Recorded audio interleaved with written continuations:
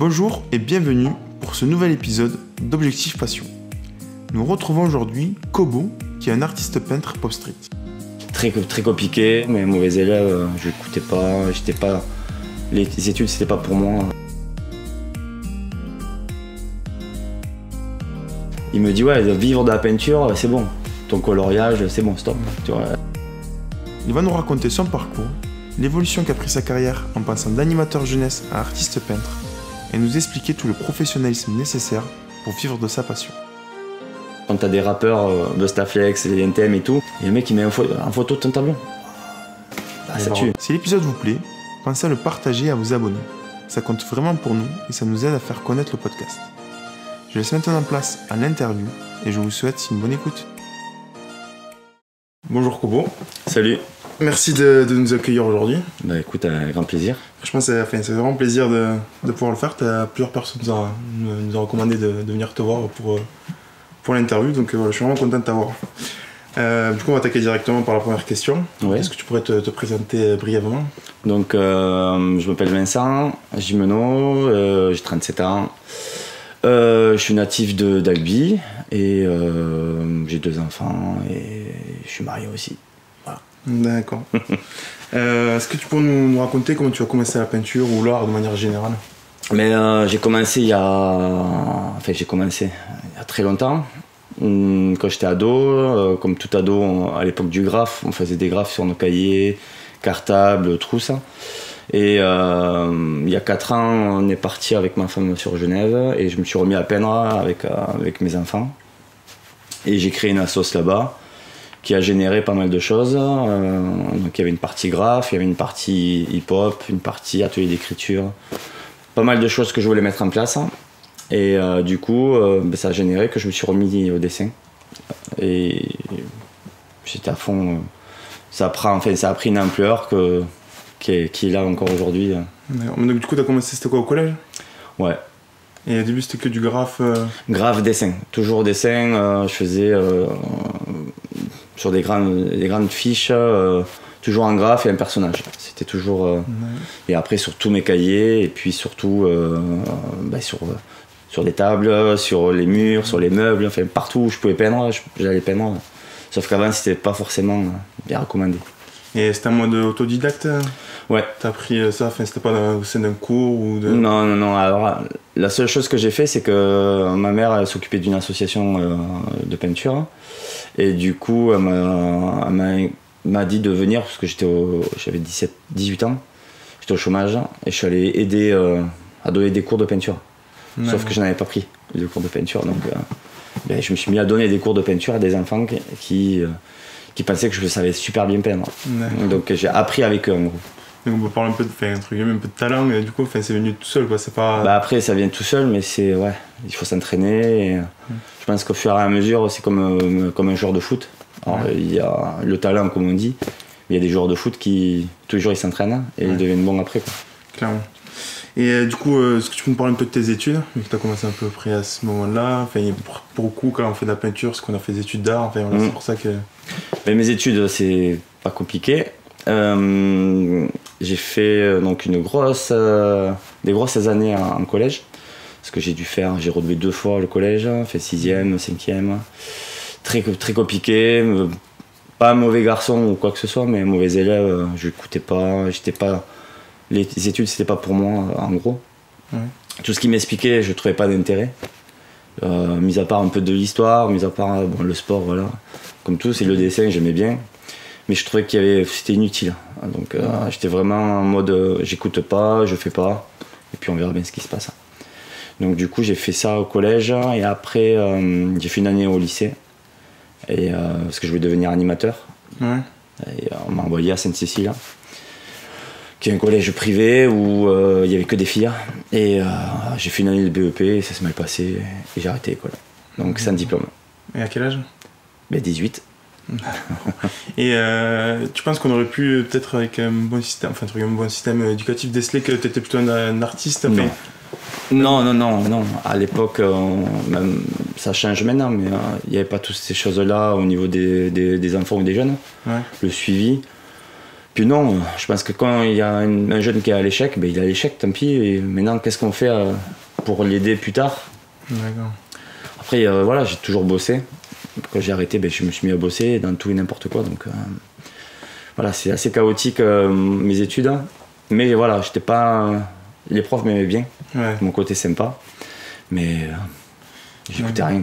Ça me fait penser à une interview que j'avais vu, fait un podcast c'est rigolo, c'est un des plus grands chefs de pâtisserie qui était un cancre dernier à l'école tout le temps.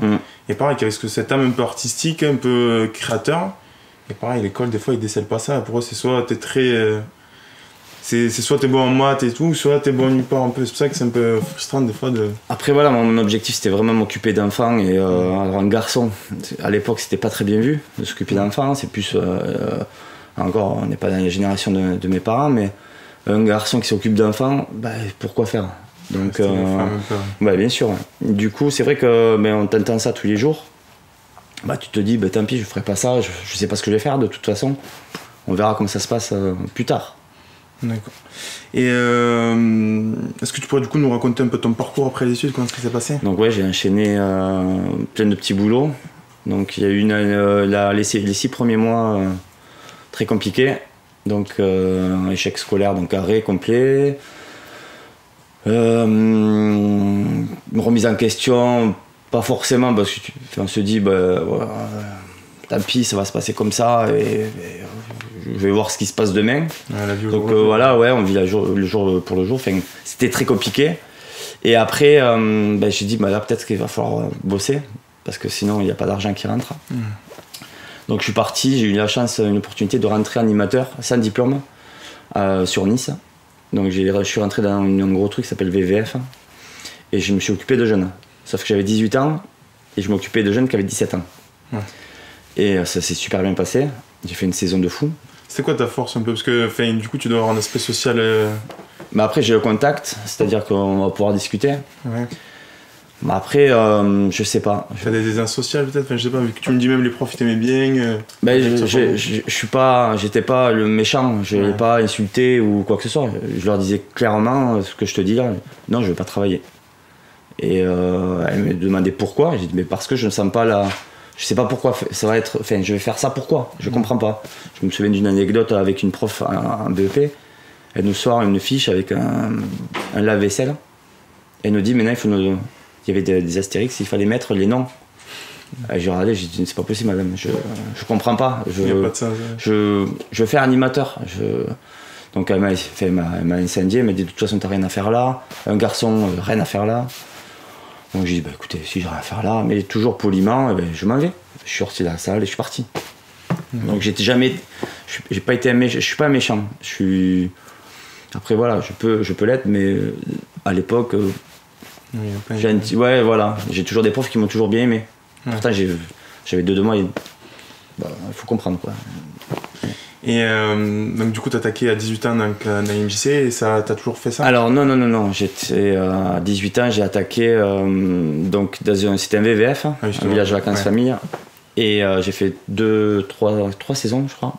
Donc tu fais 6 mois et après 6 mois chômage. Donc du coup tu te reposes de ta saison comme un emploi saisonnier classique. Et après j'ai eu un peu marre parce que j'étais sur Nice et donc j'avais un peu marre. Je me suis dit mes potes sont là, j'aimerais retourner sur Albi.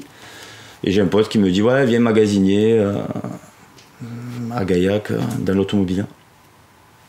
Alors je suis pas du tout bricoleur. Les pièces automobiles, je sais pas ce que c'est. Donc j'ai fait magasinier, donc arranger des pièces auto. Avec de travail de 9h à midi et je faisais 14h, 17h. Pour moi, c'était les vacances. Parce que quand tu es saisonnier, tu fais du non-stop. Donc je me suis dit, c'est top ça. Je gagne autant en faisant pas grand-chose. Et j'ai fait là-bas, au total, je suis resté 5 ans, je crois. Et je suis même devenu responsable comptoir à la fin. Ça t'a plu du coup? Je sais pas si ça m'a plu. Tu as pris au sérieux en tout cas? En fait, j'ai appris un peu la vente. Et avoir encore plus de contact avec un public qui est des mécanos, des chefs d'entreprise, tout ça, des carrossiers que je connaissais pas du tout. Donc, puis à Gaillac, je suis pas natif de Gaillac parce que à Gaillac quand même, quand t'es pas gaillacois, c'est voilà. Mais j'ai fait 5 ans et après je suis parti chez un concurrent, pensant que j'allais bien faire pour 100 € de plus. Et c'était très très très compliqué, mais très très très compliqué. Parce qu'il y a bien ce travail qui compte, il y a tout ça. Complètement. Ouais. Ben, quand tu sors d'un travail saisonnier où voilà, moi j'aime bien voilà, parler avec les gens, et je tombe dans une boîte où on te remet derrière à ranger, où j'étais responsable comptoir avant, tout ça pour 100 € de plus. Il valait mieux être heureux au travail là. Bah, ça m'a questionné, je me suis dit, c'est quoi le confort de vie? 100 €, être malade quand t'arrives au boulot. Et du coup, j'ai fait 8 mois, je crois, 9 mois, et je suis parti commercial. J'ai dit, tant pis, je vais être. Dans la même boîte hein? Non, dans une autre boîte qui s'appelle Wurt, qui est très compliquée. Alors, c'est une super école de commerce, hein, on va dire. Et j'ai fait 3 ans là-bas. Et première année, super. Après, c'est toujours compliqué d'enchaîner. Et à partir de là, j'ai fait 3 ans et j'ai eu un peu marre. Et puis, il y avait beaucoup de pression. Ouais. Et voilà, et du coup, je suis parti dans une autre boîte de commerce et je vendais une franchise de magasin. Sauf que là, je me suis tombé dans un truc où je gagnais beaucoup plus, c'est certes, mais j'avais 36 départements. Donc, j'étais jamais chez moi. C'est la France. Ouais, quasiment tout l'ouest jusqu'à Niort. T'avais une famille à ce moment-là déjà? J'avais ma femme et ma fille et mon fils qui est arrivé en cours là. D'accord. Donc, la vie familiale très dur, puisque là tu n'es jamais chez toi, tu vis à l'hôtel, voilà. Donc très compliqué. Et à un moment donné, ma femme a eu, pendant cette période-là, passé un concours d'infirmière qu'elle a eu. Elle a fait ses 3 ans, elle a réussi. Elle a eu l'opportunité de partir à Genève, et du coup, moi j'ai tout lâché. Et j'ai dit, allez go, on part. On a tes premiers amours de la peinture. Et les premiers amours de l'animation et de la peinture qui est arrivé qui s'est fait naturellement en fait. Ok. Voilà, je me suis dit maintenant tu as fait gros parcours de travail, tu as fait un peu tout. C'est bon, maintenant fais ce que tu aimes et tant pis on verra si ça marche ou pas. Et j'ai une question du coup, est-ce que durant toutes ces années à côté tu avais continué à dessiner, peindre? Pas du tout. Tu avais vraiment tout rangé? Ouais. Pas du tout. C'est ce quand tu as une dizaine d'années du coup là quand même. Ouais. Complètement. Donc c'est reparti via l'association, mais il y a un ancien voisin où on habitait, il me dit écoute, si tu veux, qui s'occupait d'un hôtel de luxe à Genève, il me dit écoute, si tu veux faire tu fais 3 toiles et je te les prends, les mets à l'hôtel de luxe quoi. Ouais. Je dis à Genève. Il me dit ouais. C'est la première année ça. Ouais, la première année. Du coup j'ai attaqué direct avec une grosse expo à Genève. Et après tu t'y prêtes au jeu, tu te dis pourquoi pas. Ouais. À ce moment-là, tu vas sans ambition un peu ou complètement, aucune ambition. Ouais. C'est comme un petit rêve. Tu te dis, je me souviens du premier vernissage à Genève, dans l'hôtel, il y avait des Américains et tout ça. Tu es vachement intimidé, tu sais pas comment te positionner, tu sais pas comment parler aux gens. Et pourtant, j'adore parler aux gens et tout ça.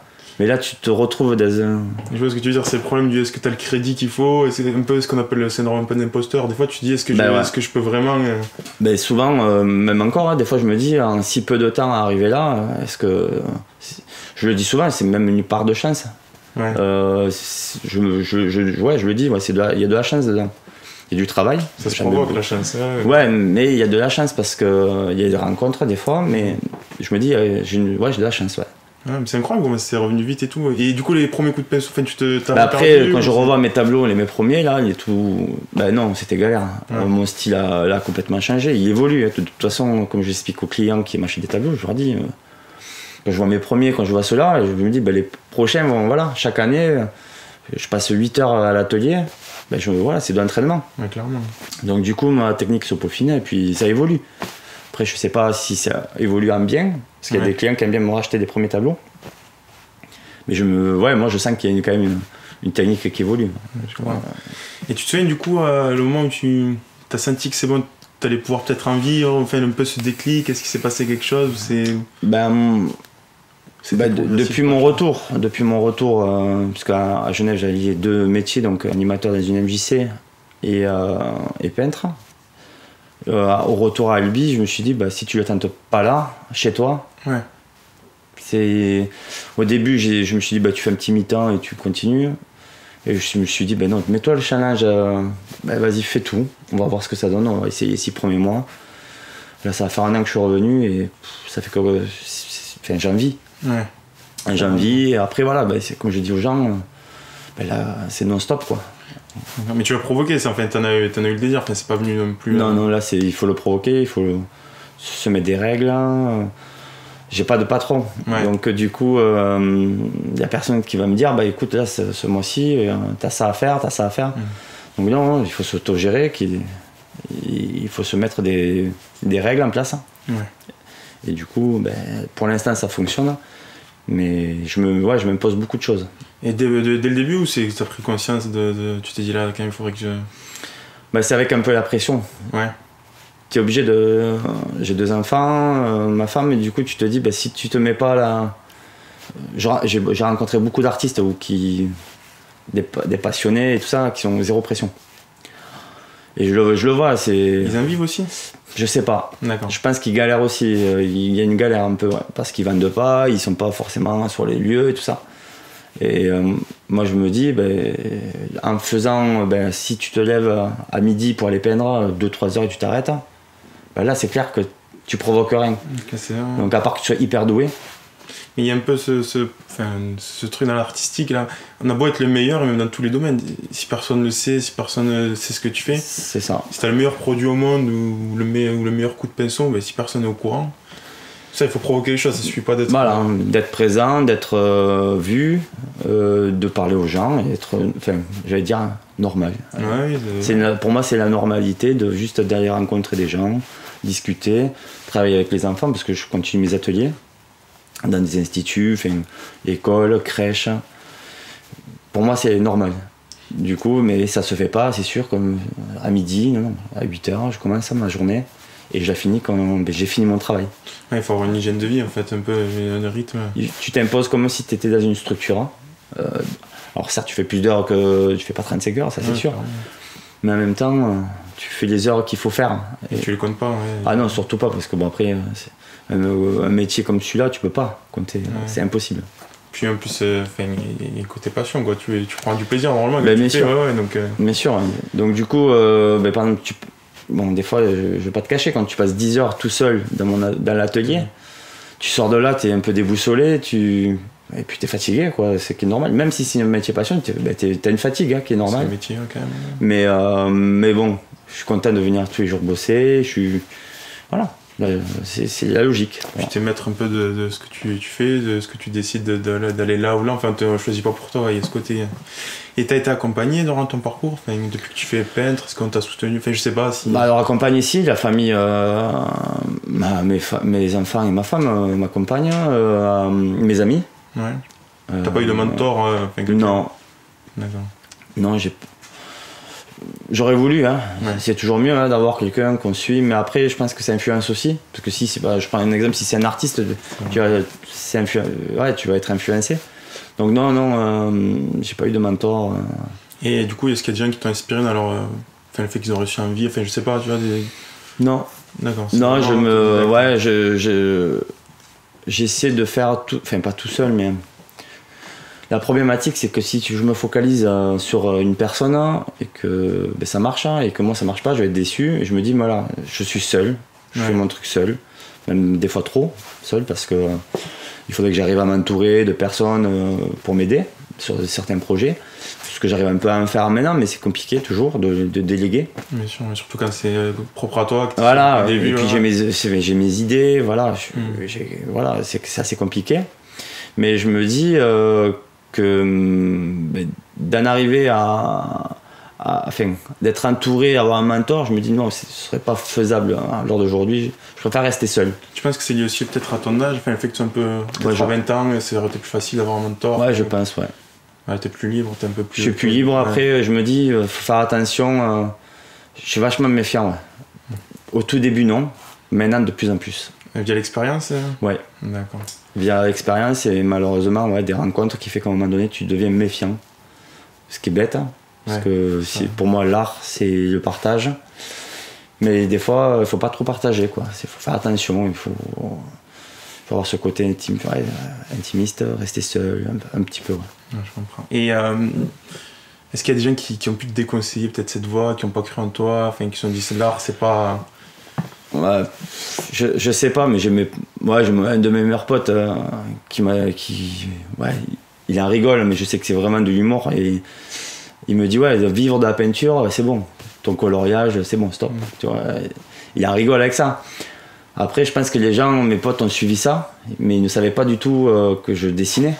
C'est venu progressivement aussi, il y a ce truc-là. C'est ça. Si du jour au lendemain, tu dis je stoppe tout, je m'attaque, il n'y aurait rien eu. C'est ça, et puis bon, il y a cet effet surprise, hein, et puis la petite notoriété que je suis en train de construire, hein, et du coup, il y a ça aussi. Parce que finalement, toi, tu l'as pas décidé d'un coup. Ben non, et puis tous les jours, je ne décide de rien. Ouais. Comme je disais tout à l'heure, il y a une partie de chance, donc ça se passe comme ça se passe. Demain, je sais pas qu'est-ce qui va se passer. Ouais, clairement, oui. Donc c'est vrai que c'est particulier, c'est pas comme si t'avais 20 ans et que tu disais moi je me lance dans la peinture et tout, c'est là que ça aurait pu être. C'était tombé dessus. Il faut structurer, mais on parlait d'objectif tout à l'heure, mais l'objectif demain, je l'ai pas. Je sais pas, je vais peut-être faire une rencontre qui va faire que je vais monter un palier. Je vais faire une rencontre qui va générer, je sais pas, une expo, une vente, D'accord. Et du coup, dans cette carrière du coup, de peintre, est-ce qu'il y a des dates qui t'ont marqué, qui ont marqué l'évolution, ou même juste personnellement, qui t'ont...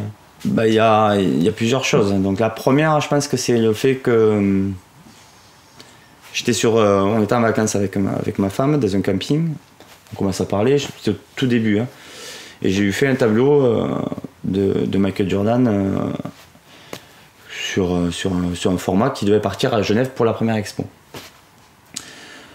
On parle et tout, il y a un gars qui me dit je suis de Genève aussi et tout. Je dis cool, t'es d'où? On parle.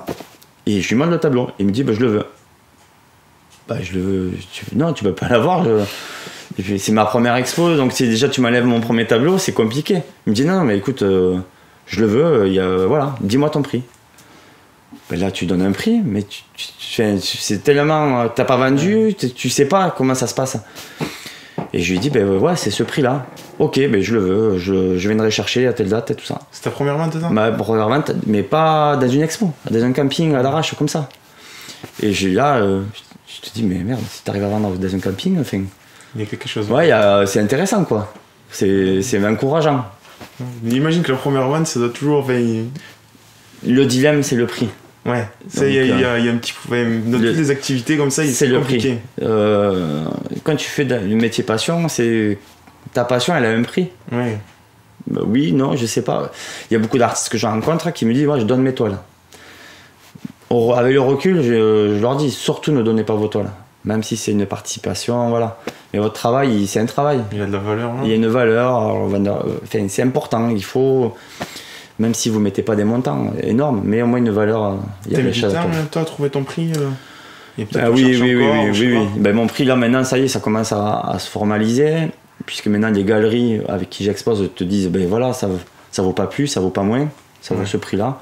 Donc, du coup, en 4 ans, moi, quand j'ai beaucoup de clients qui m'ont acheté au tout début et qui voient les prix maintenant, ils me disent, waouh, c'est chaud. Ouais, ça a augmenté. Mais j'ai plus peur de parler de tarifs. Ça fait partie du métier. Après, voilà, c'est ça. Il y a toutes les facettes du métier qui comptent. C'est un peu comme il faut communiquer, il faut savoir vendre. Le but, c'est ça. Ouais. Mais du coup, au début, c'était vachement gênant. Maintenant, non, le prix, c'est ça. Vous le voulez, vous le voulez pas. Mais je peux comprendre que vous le voulez pas parce que c'est trop cher. Ça rentre pas dans. Voilà, vous le voulez, très bien, je vous l'emballe et puis voilà. Ouais, ça fait partie du. Faut en parler plus librement et du coup, ça aussi, ça soulage, comme je dis, les collectionneurs, moi, qui m'achètent des tableaux, voilà. Il y a des collectionneurs qui arrivent qui ne demandent pas le prix. Hein. Ouais, mais après, c'est ça, il y a comme tu m'as raconté la dernière fois, c'est soit l'aspect vraiment purement art ou décoratif.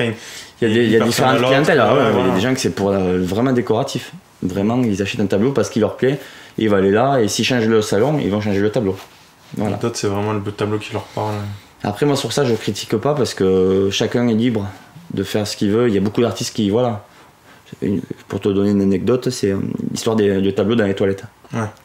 Il y a des artistes qui n'aimeraient pas avoir leur tableau dans les toilettes. Moi, je m'en fous.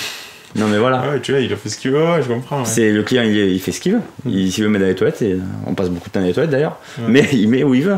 C'est idiot, mais il y a des artistes qui. Non, mais pas dans les toilettes, quoi. Ouais, après, l'art, c'est tellement subjectif, et c'est à la fois on comprend, et à la fois c'est dur à comprendre. Ouais, il y a plusieurs. Et pour rester un peu dans ce thème-là, du coup, sur la communication, comment c'est venu, comment tu fais, parce que c'est pareil, c'est un aspect super important. Donc la com, je gère tout seul. Donc j'ai une page Insta et une page Facebook. Au tout début, ma page Facebook, elle est apparue. J'avais fait ma page Facebook de la sauce. Je faisais mes premières expos via ça. Et j'ai lancé au fur et à mesure un peu ma page. J'ai fait la promotion grâce à mes amis. Et au fur et à mesure, ça a pris un peu d'ampleur. Et ce qui a pris le plus d'ampleur, c'est que j'ai généré un été, on partait en vacances avec ma femme. Et j'ai dit, parce que j'y passais énormément de temps, et je me suis dit, au tout début, je vais lancer un concours. Je vais offrir 2 toiles, on va voir ce que ça donne. Donc ce qui se fait maintenant beaucoup. Et au tout début, ça se fait un peu moins. Et là, donc je lance 2 toiles à gagner. Mais là, c'est parti. Je vois les comptes Facebook qui a explosé. C'est du fleur. Et je me suis dit, mais c'est pas bête cette histoire, je paye pas de pub. Alors certes, ces 2 tableaux, il y a une valeur, bien sûr. Tu fais plaisir aux gens. Du coup, on va continuer. Donc tous les 2 mois à peu près, je fais gagner un tableau.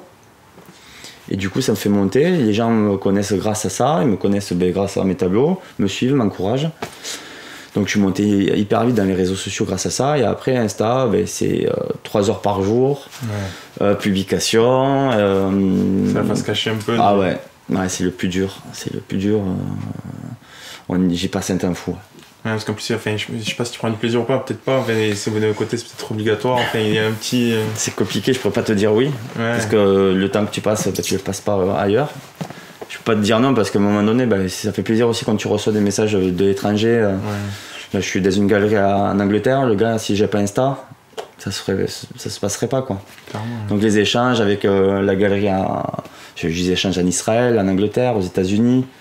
S'il y a pas ça, tu les as pas ces échanges-là. Donc du coup, c'est pas bien parce que pendant 3 heures, tu es sur les réseaux. Tu es sur ton téléphone. Ouais, voilà. Et du coup, c'est bien parce que on te voit et il y a des échanges avec, pas toujours au top, mais tu as parfois des bons échanges avec les gens. Quoi. Ça crée des opportunités, j'imagine. Les opportunités, elles viennent sur les réseaux. Ouais. Et de manière générale, est-ce que tu peux nous parler un peu des bons côtés du coup, de cette nouvelle activité, de ton activité, d'être peintre, surtout que toi tu as le vécu, tu peux comparer un peu. Oui, alors le bon côté c'est que si demain matin j'ai pas envie d'aller travailler, parce que je prends un exemple tout bête, avec mes enfants, j'ai mon enfant qui est malade, je vais m'occuper de mon fils ou de ma fille. Le bon côté c'est que tu rencontres énormément de gens, donc c'est pas lassant, tu voyages. Donc j'ai 37 ans, j'ai voyagé que c'est la première fois que je voyage autant. Les seuls voyages avant, j'allais pas loin quoi. Donc c'est une grosse opportunité. Après tu vis de ta passion. C'est c'est se lever le matin, peindre. Je pense pas que ça n'a pas de prix ça. Donc c'est cool. Et contrepartie du coup, peut-être avec partie un peu plus sombre. Quelqu'un qui aime bien communiquer, qui aime bien parler, c'est être seul. C'est tout bête, hein. Il y a des jours où t'as la tête, tu te dis, t'aimerais échanger, partager. Et malheureusement dans l'atelier, t'es seul. Donc du coup, c'est le mauvais côté. T'as des périodes de doute du coup des fois complètement. Et c'est lié à la solitude c'est la remise en question qui est permanente, obligatoire. Enfin pour moi elle est obligatoire, la remise en question. Et du coup, tu te mets... moi, je me mets une pression de fou, des fois. Et du coup, ça génère... c'est un mauvais côté des choses.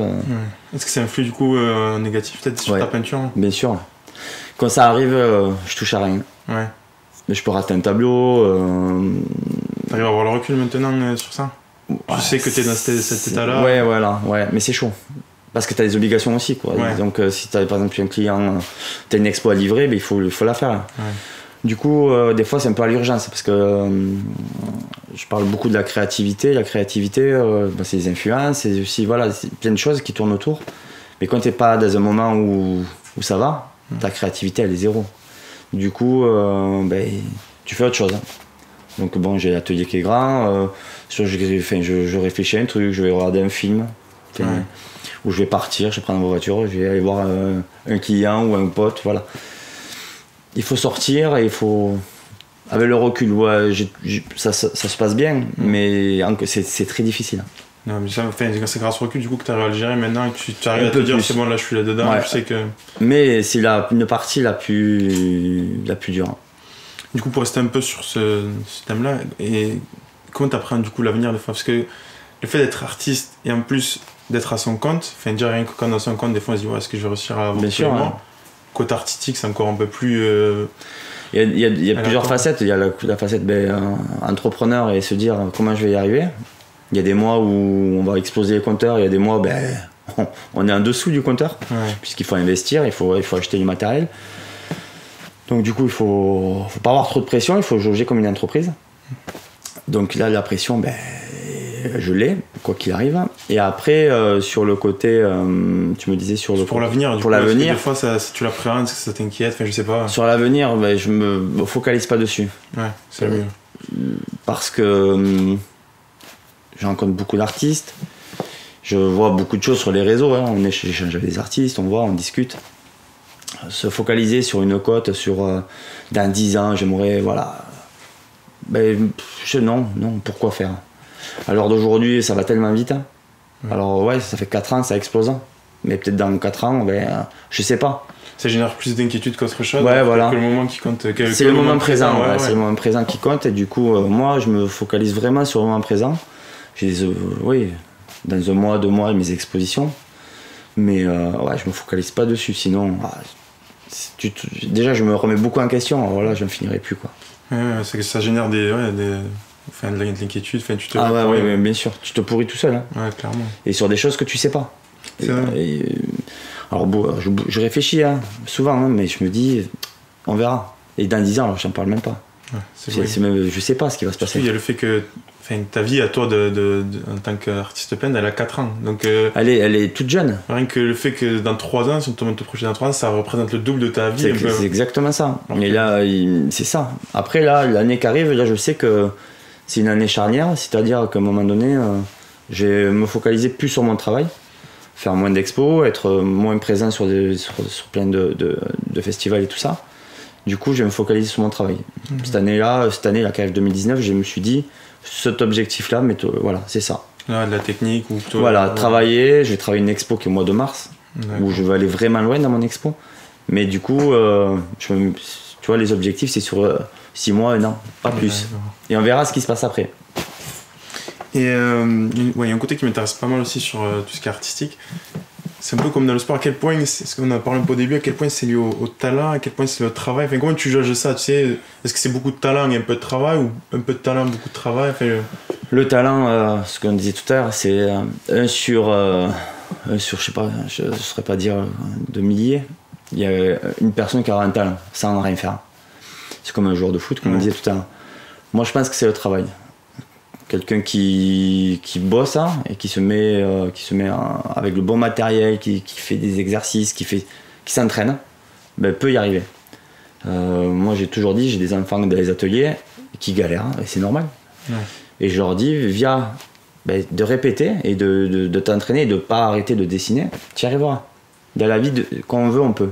Clairement. Donc le dessin, alors certes, des fois, il y a des choses très techniques.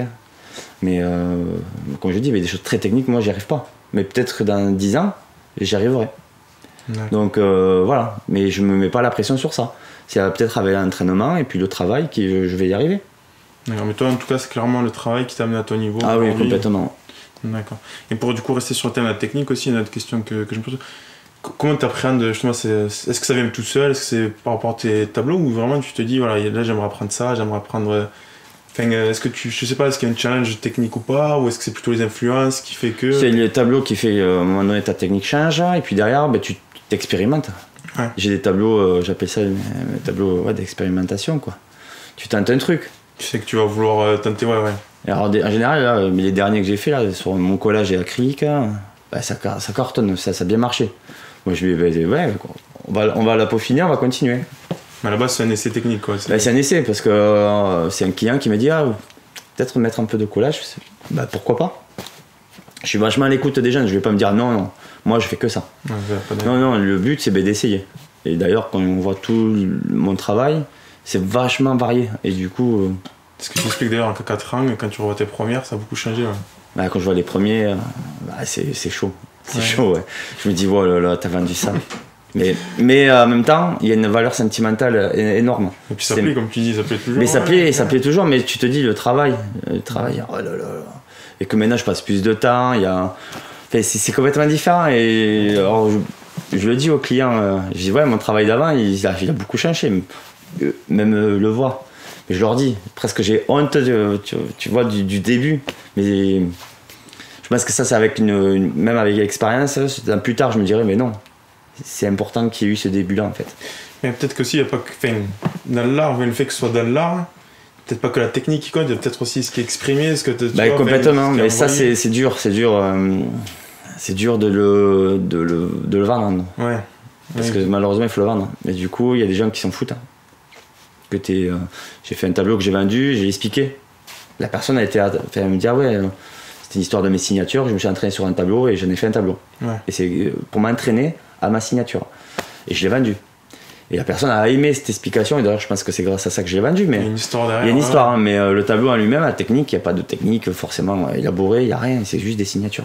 Ouais. Donc, pour ça, c'est un peu de l'histoire. Il y a est-ce que pour chaque tableau il y a une histoire ou pas forcément? Pas forcément, il y a des tableaux où il y a des messages, et des tableaux où non, où c'est vraiment mes influences du moment, mes délires. Mais voilà, mais ça reste, il n'y a pas de message forcément à tous les tableaux. Et t'as pas forcément une ligne directrice, ça varie beaucoup ou... Je fais des séries de plus en plus, mais ça peut partir, ça peut vite partir en couille. Ouais. Parce que d'un coup je vais faire ça, je vais faire un Spider-Man et demain je te fais, je sais pas, Zidane. Ça n'a rien à voir quoi. Du coup non, j'ai pas... je pense que c'est lié à moi aussi, c'est de pas m'ennuyer dans ce que je fais. Parce que de faire plein de personnages, de varier, moi je trouve ça top. Tu t'ennuies pas quoi. Et puis ça change, tu restes pas focalisé que sur un thème, que sur quelque chose. C'est ça. Et après ça peut faire défaut parce que j'ai beaucoup d'artistes qui tournent pas mal et qui me disaient mais ton style il est vachement varié. Et du coup sur des expos, moi je fais une expo, je mets 20 tableaux, on va se poser la question si c'est le même artiste. Ouais. Du coup c'est vrai que plus ça va, plus j'arrive à avoir mon style et on me reconnaît. Mais il y a des tableaux, on me dit mais c'est vous. Et ouais. C'est dérangeant ça ou pas forcément du coup, parce que moi je vois pas forcément de combien, mais après peut-être que j'ai pas la bonne vision. Je sais pas si c'est dérangeant. Via d'autres artistes, oui c'est dérangeant. Mais moi je trouve pas. Je me prends pas la tête sur ça quoi. Et, moi pour mon secteur en tout cas en informatique, je sais que ce qui m'intéresse pas mal c'est le regard du grand public, plus que les gens qui spécialisés. Est-ce que je sais pas si c'est pareil un peu pour l'art, c'est vraiment les artistes qui comptent ou au final est-ce que c'est le grand public qui c'est plutôt eux, la masse de ton public, c'est plutôt eux qui regardent, c'est plutôt eux qui les achètent? La critique, elle est plus forte quand c'est des artistes qui vont te dire ouais, ça c'est pourri, ça c'est suisse, ça c'est... Donc ça, elle fait mal, au tout début. Hein. Maintenant, me passe derrière, puisqu'à un moment donné, tu te poses la question pourquoi ils passent du temps à critiquer ta toile. Surtout que pour moi, ce qui a la valeur, c'est celui qui va... c'est tes clients, tu travailles pour eux, bien sûr. Même juste ne serait-ce que tes fans, tes spectateurs, c'est vraiment... Bien sûr, c'est ça le but, mais après... il y a quand même de la valeur. Quand t'as un artiste... je prends un exemple, il y a un artiste qui est repassé dans ma galerie là, que j'ai montée, qui voyage, il a un certain âge. Au tout début, il me connaît pas. Il me dit ouais, je me suis venu raison, putain, tu t'es pas emmerdé sur cette toile là.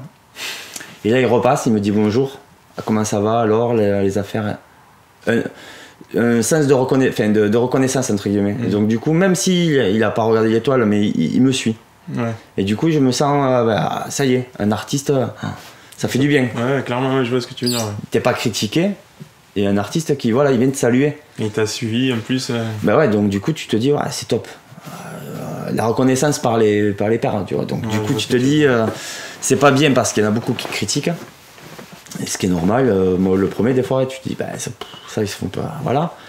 Mais bon, je vais pas le mettre sur les réseaux ou quoi que ce soit, puis je vais même pas le dire à la personne puisque je trouve ça inutile.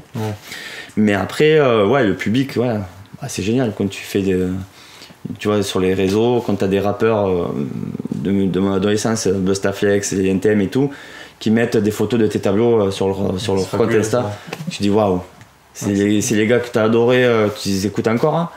Et le mec il met en photo de ton tableau. Ça tue. Ouais.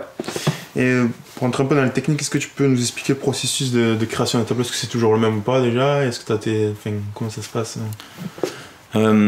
Sur la base, donc ça dépend des supports, parce que je peins surtout des supports. Après, j'ai ma petite liste sur mon portable où je marque tout ce qui me passe par la tête. Hein. Donc des fois je reprends ma liste quand j'ai plus trop d'idées. Mais après, mon processus il est assez simple. Je travaille mon fond, mon dessin. Et après, des fois, il y a des choses qui arrivent dedans, c'est pas prévu. Donc il y a pas mal d'impro. Et en général, une toile, je laisse pas traîner pendant 2-3 jours. Donc du coup, ça va assez vite. Donc quand j'ai mon idée, il faut que j'aille vite à mon idée, sinon une toile que je finis pas, c'est compliqué. Non. On va dire peut-être une fois, deux, ça m'est arrivé, et ben ils sont jamais finis. Voilà. Donc du coup, c'est très compliqué. C'est important de finir le travail. Ok. Pour revenir un peu sur l'aspect professionnel un peu, parce que des fois tu as des commandes, Ouais. et il y a ce côté aussi pareil qui m'intrigue un peu sur le côté artistique, à quel point tu peux réussir à travailler quand quelque chose te plaît pas, enfin, le fait que ce soit professionnel aussi, tu vois, enfin, des fois t'inspirer c'est facile, et c'est quand même voilà, et là, dans ce cas là bon, c'est cool, des fois tu l'es peut-être un peu moins, t'as une commande il faut le faire, enfin à quel point l'inspiration est importante, à quel point tu as vraiment à travailler sans inspiration juste pour le côté professionnel. Donc les commandes, j'en fais très peu. Ouais. Au tout début, j'ai commencé, tu commences par des commandes. Et du coup, je me suis vite rendu compte que tu fais pas ce que tu veux. Et du coup, ça génère des choses qui sont peut-être pas abouties. Ou voilà. Et puis quand j'aime pas, c'est compliqué. Je le vois dans mon tableau. Donc c'est très compliqué. Donc du coup, j'en fais très peu. Et au moins, il y a plus cette facette-là de se dire les influences et si. Après, j'ai des clients qui me commandent quand même des tableaux, mais je leur dis, vous avez vu mon univers, il faut que ça reste dans mon univers. Après, vous faites comme vous voulez, mais j'ai le dernier mot sur la toile. Après, voilà, il y a des gens maintenant qui viennent pour ça. Parce qu'ils veulent une toile de Kobo et avec le style de Kobo. Voilà. Donc là, ouais, c'est vraiment bien. Mais la pure commande, tout tracé, dire voilà, je veux ça et ça. Sur dessert, en fait, le mois, Waouh, c'est chaud. Non, c'est chaud, j'y arrive plus. Donc plus le temps passe, mais t'arrives à faire ce que t'aimes pas. Quoi. Bah ouais. Et puis après, j'ai la chance aussi de pouvoir choisir. Ouais. Il y a beaucoup d'artistes qui choisissent pas ça. Donc du coup, moi, j'ai cette chance-là maintenant de me dire, ben non. Et c'est venu avec le temps, en fait. T'as dû passer par la case aussi. J'en parle avec beaucoup d'autres artistes qui font que des commandes. Ouais. Ben, je leur dis, faites attention parce qu'à un moment donné, tu pourras pas exposer. Et moi, j'ai commencé par la case exposition. J'ai fait une année, j'ai dû faire une vingtaine d'expos. Et diverses et variées. Enfin, je suis allé partout. Et c'est là où tu peux te faire la main et apprendre. Et tu te fais rentrer parce que des fois, ton travail n'est pas forcément bien abouti. Tu t'es critiqué. Mais au moins là, j'ai fait des expos où je me suis fait démonter. Et c'est artistique pur et dur, c'est pas... ouais, mais ça permet d'apprendre. Ouais. Mais c'est pas des commandes. C'est mon travail. J'ai voulu faire, voilà. Je prends l'exemple d'un cerf avec les cornes qui dégoulinent. Dans un pays où le cerf, la montagne, c'est très sacré, donc vers Genève, les gens ils regardent mon cerf et ils disent qu'est-ce que c'est moche, voilà. Mais en même temps, j'ai voulu faire ça. C'était pas une commande d'un cerf ou voilà traditionnel et tout ça. J'aurais pu vendre ça peut-être. Ouais. Mais non, j'ai fait mon cerf. Donc ça c'est important, moi je le dis encore à certains artistes. Faites ce que vous voulez. Faites votre style, même si c'est varié. Mais faites votre truc, les commandes. Parce que dans ce métier, ça me paraissait un peu, ça doit être compliqué de faire ce qu'on n'est pas. Déjà dans d'autres métiers, c'est galère. Mais des fois, de faire juste ce que veut le client, et c'est pas... Ouais. Après, c'est un seuil à arriver. Hein. Il y a beaucoup d'artistes des hyper connus qui font que leur style et qui vendent des tableaux voilà, sur des commandes. Après, voilà, moi, c'était une artiste qui m'a dit fais attention à ça, elle a eu raison. Et... C'est un bon conseil que t'as donné. Quoi. Ouais, et puis maintenant, j'en fais. Hein. Je dis pas que j'en fais pas, mais il faut que ce soit dans mon style. Du coup, tes projets, tu choisis du coup vraiment comme ça, c'est vraiment... Mes inspirations du moment... mes inspirations du moment, on va dire, mes voyages. Ouais. Je fais un voyage au Mexique, tu reviens, t'as des couleurs plein les yeux, tête de mort, là, clac, allez, la Vierge.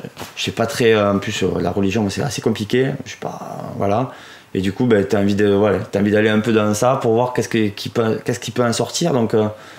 Les voyages influencent, les personnes, la tendance aussi, il ne faut pas se leurrer, hein. On suit une tendance. Donc du coup, ça évolue. D'accord. Du coup, je vais revenir du coup, sur une question sur laquelle on a un peu parlé, mais qui m'importe beaucoup. Sur les objectifs, est-ce que tu arrives... Tu m'as dit que tu as fixé des objectifs techniques. Est-ce que tu arrives à te fixer d'autres objectifs du coup, peut-être pas quantitatifs, peut-être pas... Mais ne serait que qualitatifs. Je sais pas comment tu... Les objectifs qualitatifs, ça c'est sûr. Ouais. Ça c'est permanent. Et puis il faut, voilà, encore. Ça c'est mes objectifs. Et à 6 mois, tu me disais toi. Voilà. Plus que 6 mois, un an. Mais après, voilà, ça c'est. Et au-delà, après, mes objectifs, je n'ai pas. Je sais pas où ça va mener tout ça. Réellement, je sais. Ça serait trop. Trop facile à dire, d'avoir un plan de. Ouais, en fait, c'est comme si je te disais, je savais où j'allais venir en 4 ans. Ouais. Il y a 4 ans, je savais même pas ce que. Je saurais pas si on était là tous les deux, tu vois. Je sais pas. Il y a des rencontres qui vont se faire, qui se feront pas. Je sais pas qu'est-ce qui va se passer. Et puis j'ai pas envie de savoir. Ouais, tu veux un peu parler d'opportunités, clairement, du coup. Des opportunités, ouais. Il y a des opportunités qui vont se présenter, c'est sûr. Je te prends l'exemple de hier. Certes, j'étais à Toulouse. Une rencontre. Je vais faire une première page de magazine. C'est tout.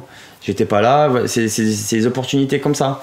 Donc j'ai dit oui à la dame, mais en gros, il n'y a pas d'objectif. Je t'aurais jamais dit je vais faire une première de ce magazine. Et il n'y a même pas des envies, il n'y a pas un truc où.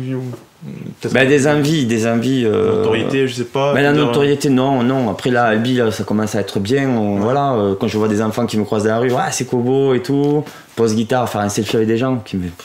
Je pense que j'étais très mal à l'aise la première fois pour faire un selfie. Parce que en plus, moi, je trouve que tu te mets pas beaucoup en avant sur ta page Insta, tu mets sur tes tableaux. Ah ouais, mais le but c'est mes tableaux, c'est pas moi. Après, comme on disait, c'est bien aussi, il y a beaucoup d'artistes peintres qui se mettent en valeur à côté de leurs tableaux. Ouais, pour donner des personnes. Ouais. Écoute, si tu dois vendre, c'est pas toi tu vends, c'est tes tableaux qu'il faut vendre. Donc après, moi je fais pas ma promotion. C'est mes tableaux en avant. Et je te dis, j'ai pas d'objectif. Alors c'est à court terme, oui. J'ouvre mon shop demain. Vendre un petit peu des tableaux, faire plaisir aux gens, faire des ateliers enfants. Dans 2 ans, je sais même pas ce qui va se passer. Donc, et j'ai pas d'objectif sur ça. Donc on verra. C'est pas plus mal, ça laisse les portes ouvertes à pas mal de choses peut-être. Enfin, c'est bien, en tout cas moi je trouve que c'est comme on disait, c'est quand même on travaille par objectif, on se met des lignes directives, j'en ai mais je te dis dans 2 ans je sais pas, on verra. D'accord. Franchement, j'avais la question de comment tu es dans 3-5 ans, du coup je me réponds à ça. Les 3-5 ans, j'espère toujours être là, tu vois, et d'en vivre. Mais après, à quel niveau je sais pas. Tu vois, je me focalise pas sur ça en tout cas. Cette année là, c'est vraiment la technique que j'ai envie de varier. Et puis on verra ce que ça donne. Un truc que j'aime bien me dire souvent, c'est pas de limite et pas d'attente. Du coup, tu te mets pas de limite et pas d'attente non plus. Après, je pense que c'est. J'ai tellement vécu avec des objectifs dans le commerce. Qu'à un moment donné, tu te dis, t'avances mieux sans objectif, assez bête, mais. Parce que t'as pas de pression. Et la pression, à l'heure d'aujourd'hui, on se met tellement que pour un rien, tu te mets la pression. Tu donc... te mets une discipline, tu m'as dit ça. Par contre, la discipline, ça c'est important. Donc, mais pour moi, c'est naturel. Pour moi, c'est une discipline naturelle qu'il faut dans tout travail. Ça devient une habitude à force, ça, la discipline. C'est normal. Il y a, là, j'ai fait une semaine pleine, pas de week-end. C'est normal. C'est pas. Je me plains pas. Alors, certes, des fois, je dis je suis fatigué. Et je me dis ça va. Mais je suis fatigué. C'est normal d'être fatigué. Il n'y a pas de. Pour moi, c'est la normalité. Mais les gens, dès que tu lui dis que tu fais un métier passion, ils te disent mais t'es fatigué. Attends, tu fais ce que tu aimes. Mais. Ils allaient croire que c'est pas un travail quand même. Et je leur dis, je peux être fatigué. J'explique à beaucoup de gens parce qu'ils me disent peine, ça va. En plus, tu fais pas 35 heures comme vrai. Non. Tu fais plus que la majorité des gens. Hier de 10h à 18h à Toulouse. Et voilà. C'est une grosse journée. Le shop, 9h, 19h. L'atelier, je te dis, je commence à 8h. Et je rentre quand j'ai fini. Donc des fois c'est 19, des fois c'est 17, des fois c'est 18. Voilà. Donc voilà. Après, j'ai du coup une dernière série de questions sur un peu les gens qui aimeraient se lancer du coup. Est-ce que c'est compliqué au début ou pas? L'aspect aussi un peu peut-être entreprise, comment ça se passe? Parce qu'au final il y a quand même des revenus qui rentrent, il y a des frais, etc. Comment tu gères ça? Enfin, voilà, tout ça un peu pour les gens qui aimeraient se lancer, un peu cet aspect-là un peu plus administratif, un peu plus entreprise, etc. Du coup, pour les gens qui veulent se lancer, je leur dis les fais-le, faites-le. Après, il faut faire attention, parce que c'est pas de peindre comme ça et se dire en vrai ça va se vendre. C'est un métier, Professionnel dès le début, ouais. du coup. Ben, c'est compliqué. J'en croise beaucoup qui font des toiles comme ça.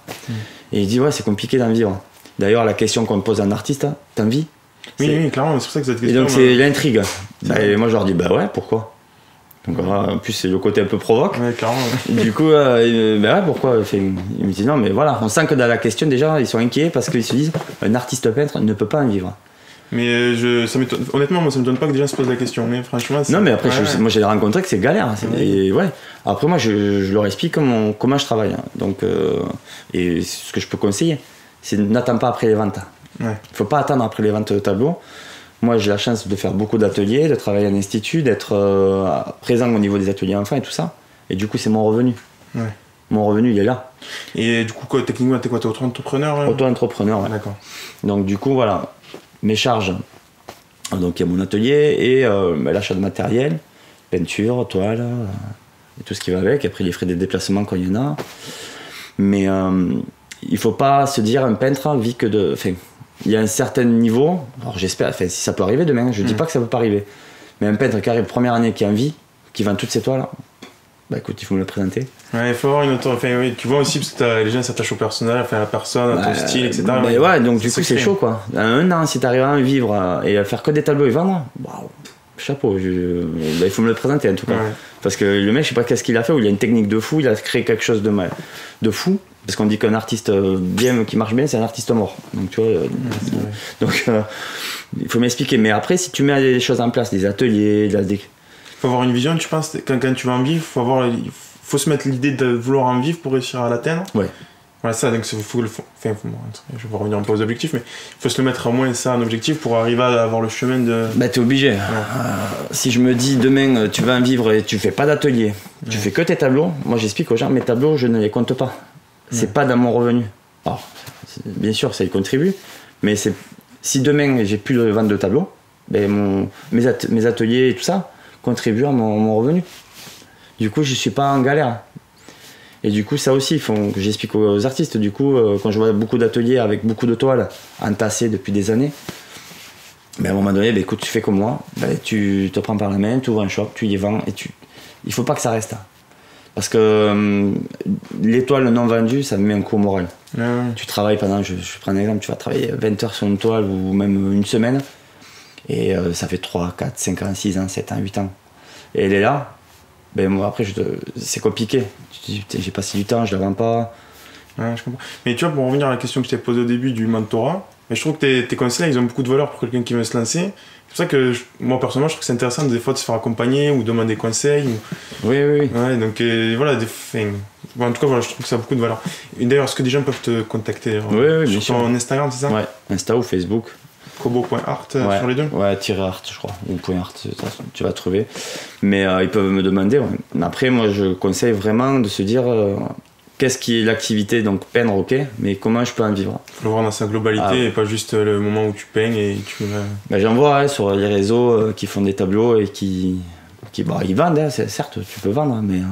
C'est aléatoire. Et t'as eu cette vision dès le début, toi, de vouloir faire des aides? J'ai eu la chance d'avoir le double métier, comme à un moment donné, donc tu te mets pas la pression. Donc quand t'as pas de pression sur ton métier, tu vends, c'est bien, tu vends pas, c'est pas grave. Ouais. Donc on parlait de confort tout à l'heure, CDI et le revenu il revient. T'as pas de problème sur ça. Mais t'es seul, t'as plus de revenus, donc tout ça. Mais structure avant comment tu vas gagner tous les mois. Et ça vient du commerce, parce que je te prends un exemple type, c'est le nombre de commerçants qui se payent pas au début. Ouais. Réfléchis comment d'abord on va se payer au début, comment on va faire. Et c'est là prendre le problème à l'envers en fait. C'est de ne pas arriver 6 mois et de galérer 6 mois. Alors certes, ça me fait beaucoup de valeur sur certains qui ont réussi grâce à ça. Pendant 6 mois ils ne sont pas payés, après ils ont réussi. Mais moi j'ai pris le problème à l'envers, j'ai dit d'abord tu te payes et on voit ce que ça donne. C'est un conseil qu'on m'a donné aussi, il m'a dit combien tu veux gagner par mois. Regarde combien du coup, prends pareil, problème à l'envers, regarde combien il te faut du coup de clients par mois pour ça. C'est ça. Tout à l'envers et ça te met un peu entre guillemets un plan de ce que tu dois atteindre. On appelle ça un business plan. Ouais, voilà. Et du coup, tu sais que les 6 premiers mois, tu vas toucher tant. Après, si tu gagnes plus, mais tant mieux. Ouais. Mais au moins, t'es dans un confort. Enfin, moi, je sais que quand j'ai démarré, voilà, je savais. Alors certes, des fois, tu te dis, tu perds un devis là-bas, tu te dis bah, peut-être rajouter un truc, il va falloir faire de la pub, voilà, toutes ces choses-là. Mais il n'y a pas de pression. Mais au moins ça te guide, quoi, tu sais vers... Au moins tu sais que ça tombera à la fin du mois, quoi qu'il arrive, même si tu vends pas. Ouais. Donc il y a ce côté artistique, mais après, comme je te dis, il y a le côté atelier qui pour moi nécessaire à mon activité. Je jamais, comme je dis, parce qu'il y a des parents qui viennent à l'atelier, qui amènent leur enfant, ils me disent c'est génial. Je dis non, c'est normal. Ouais. C'est un artiste qui partage pas, pour moi, c'est compliqué. C'est vrai, cette partie. Je le vois comme ça après. Tout le monde ne le fait pas. Donc je sais pas, après peut-être que c'est pas normal. Ne serait-ce que dans les métiers de passion de manière générale, je trouve que c'est important de donner comme on peut recevoir et tout. Et encore plus dans l'art, c'est vrai que si tu partages pas, moi je vois les enfants, c'est le meilleur partage. Ouais. Encore samedi, on était en atelier, les gamins. C'est des éponges en plus, les enfants. Ils écoutent tout. Alors, moi j'essaye de pas influencer les enfants, donc chacun a son univers. Et tu peux avoir un vrai impact sur ça, en plus c'est vraiment le moyen de s'exprimer. Bien sûr, j'ai des enfants qui là toute l'année, on va faire une expo d'ouf, et là je vois la progression au fur et à mesure. Donc je me régale moi. C'est fantastique. Ouais. Et du coup c'est ça, le partage, et après la vente de tableaux c'est autre chose. Ouais. Moi je le mélange pas, donc je me focalise pas dessus. D'accord, mais je comprends, mais du coup, justement, c'était cette pression de pouvoir un peu choisir ce que tu veux faire, de faire ce que tu aimes et tout. Bien sûr. C'est d'accord. Mais après, c'est ça, je te dis, les ateliers, tu démarches, c'est un travail. Il faut y aller, quoi. Oui. On va arriver sur la question de la fin, du coup. Il y en a une qui est importante, du coup, tu as un peu répondu, mais les conseils que tu donnerais à une personne qui veut se lancer, vraiment, si tu devais conseiller. La personne qui veut se lancer, il faut qu'elle n'écoute pas forcément les gens, qu'elle s'écoute elle-même, et puis derrière qu'elle fonce, qu'elle travaille pas la tête baissée, qu'elle regarde un peu autour d'elle, parce que c'est important, parce que c'est un milieu qui va évoluer, l'art est en train d'évoluer, donc du coup c'est vrai qu'on dit artiste peintre, mais maintenant il y a même dans les graphistes, tu as des artistes. Tout métier, moi, un musicien c'est un artiste, tu as plein de métiers artistiques. Et je prends l'exemple du dessin, si elle veut se lancer dans le dessin, la personne, qu'elle y aille, à fond. Mais qu'elle se donne les moyens par contre. C'est-à-dire que c'est pas rester dans son coin ou que via un réseau social, juste poster, il faut mettre tout en place. Mais moi je pense que dans 10 ans, ces métiers-là, on en aura besoin encore plus. Donc je pense qu'il y a un avenir, donc ceux qui veulent se lancer avec sérieux et discipline. Après c'est comme tout travail, et il faut pas rester, je prends l'exemple de l'artiste un peu fou, j'ai rencontré des fois parce qu'ils me disent vous avez pas la tête de l'artiste. Je dis pourquoi un artiste c'est quoi? C'est un peu fou, c'est l'idée de Toulouse-Lautrec, l'idée d'Ali, voilà, les mecs c'était des fous. Mais non. Alors aujourd'hui, on est des chefs d'entreprise. Il faut pas faire. Des parents de famille et tout. Non, mais voilà, il faut pas faire n'importe quoi. Et du coup, c'est vrai, ce côté artistique, c'est toujours mélangé. Donc. Ça m'étonne même pas ce que tu me dis, mais. Ça fait partie des clichés un peu. C'est les clichés. Ouais. Je te dis, tu parles à la rue, le mec il dit t'es artiste peintre. Alors il dit ouais. Alors je lui dis je suis peintre. Ouais. Ah, t'es peintre en bâtiment. Ouais. non, je suis artiste peintre. Et toi, il fait. Mais tu peins des tableaux. Ouais. Et alors là, c'est assez royal. Moi, je me régale maintenant avec ça, mais au début, j'ai eu du mal. Tu vois, le mot artiste me fait peur. Moi. Je comprends, mais c'est connoté à pas mal de choses. Connoté, ouais. Donc, du coup, voilà, s'ils doivent se lancer, les personnes, il faut faire, mais il faut structurer, quoi. Il ne faut pas te lancer comme ça. Ça n'existe plus, tu pars avec tes dessins, tu montes à Paris. Tu vas le faire du Non, mais voilà, il y en a qui le font, et je trouve ça remarquable. Tu vois, au coin des rues, des fois, tu trouves des gens dehors qui font un peu la manche et qui vendent des tableaux. Ouais. Dans tout le monde entier. Et c'est des artistes de fou. Mais bon, voilà, ils sont au bord de la route, ils galèrent à vendre ils font des trucs terribles. Mais voilà, ils n'ont pas structuré ou ils ont un parcours de vie qui fait qu'à un moment donné, on en est là, quoi. Je vois ce que tu dis. Du coup, la dernière question, est-ce que tu aurais quelque chose peut-être à recommander, un livre qui t'a plu ces derniers temps, une page Instagram, une influence? Alors, lire, je lis pas. D'accord. C'est un gros problème. Non, vu l'école, tu vois, le parcours, c'est compliqué. Donc, non, pas de livre. Après, l'influence, non. Après, moi, ce que je dis aux gens, c'est que quand ils veulent se lancer ou quand ils ont besoin, c'est d'aller au musée d'Ali. D'aller visiter le musée, ouais. C'est un peintre que je kiffe. parce qu'il y avait de la sculpture, de la peinture. J'ai eu la chance de visiter. C'est un musée attractif. Ouais. Et donc les écoles, on y va tous. Moi, c'est un musée qui m'a marqué, quoi. Donc du coup, voilà, moi je dis l'influence, des gens qui ont besoin de ressentir un peu de l'art, du vrai pour moi, ben, allez au musée Dali. D'accord. T'en ressors avec des idées, des trucs qui t'ont tourmenté, des interrogations. Ouais, je me souviens du truc, on a dû monter, se brider les yeux pour voir le tableau. C'est énorme. C'est une anecdote ça, mais c'est interactif, ouais. C'est ça que je kiffe moi. J'appelle ça des expositions pédagogiques. Derrière tu travailles des choses qui n'ont pas forcément en relation avec l'art. Ouais, donc du coup, moi je m'éclate, enfin je l'ai refait il n'y a pas longtemps. Donc voilà, si je pouvais recommander, ben, allez au musée Dali. D'accord, oh, mais super. Après voilà, même si on a un musée Toulouse-Lautrec à Albi, mais je préfère le musée Dali en Espagne. Eh bien super, c'était ma dernière question. Merci beaucoup en tout cas de nous avoir accueillis. Ben, merci à toi. J'ai vraiment pris beaucoup de plaisir, c'était super intéressant. Et voilà, merci beaucoup. Ciao. Coupé